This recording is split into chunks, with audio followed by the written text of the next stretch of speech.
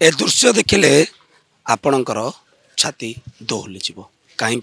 किभली भाव में अति निर्मम भाव में जड़े व्यक्ति को हत्या करा जायछि। घटना घटी चंद्रशेखरपुर थाना चुन्नी कोली बस्ती पाखे एवं गतकाली विलंबित राति रे जड़े युवक को पत्थर रे छेची छेची किछि जन हत्या करिसेंति एवं हत्या करिबा परे वर्तमान घटनास्थल में चंद्रशेखरपुर थाना पुलिस एसएपी समस्ते आसी पहुंची एवं वर्तमान घटनार तदंत चलछि। जदिओ मृतकर वर्तमान सुधा परिचय मिल पारि नाही, तेबे सी एठारे काम करुवा कथा सामना को आसी किंतु किभली परिस्थिति रे एभली हत्याकांड घटिला से दिगरे वर्तमान नहीं तदंत करा जाउछि। निजे एसपी घटनास्थल अच्छी एवं पचरा उचरा करा जाउछि। आईआईसी अच्छी चंद्रशेखरपुर थाना पुलिस घटनास्थल में पहुंची किंतु राजधानी रे एभली विभत्स हत्याकांड समस्त छाती थोड़ाई कहीं पत्थर जो माकड़ा पत्थर रही से माकड़ा पत्थर रे छेची छेची व्यक्ति जन को हत्या करा जायछि एवं उल्लग्न करिके हत्या करा जायछि।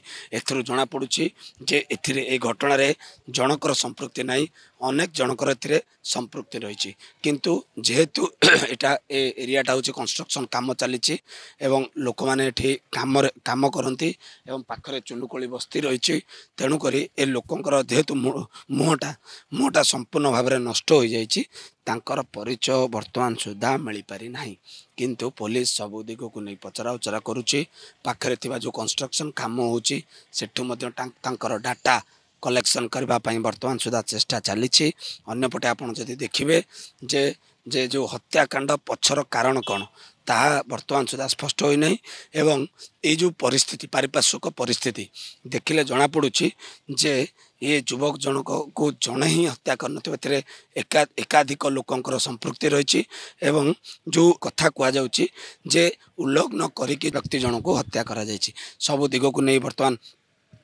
कमिशनर पुलिस चंद्रशेखरपुर थाना पुलिस वर्तमान तदंत करुछि। साइंटिफिक टीम आसबे एवं जितेबाला साइंटिफिक टीम सब दिग को नहीं वर्तमान छानबीन कर कलेक्शन कर से जना पड़ो जे हत्याकांड किभली होइछि एवं जहाँ वर्तमान सुधा प्रथम प्राथमिक पर्यायर जना पड़ुछि जे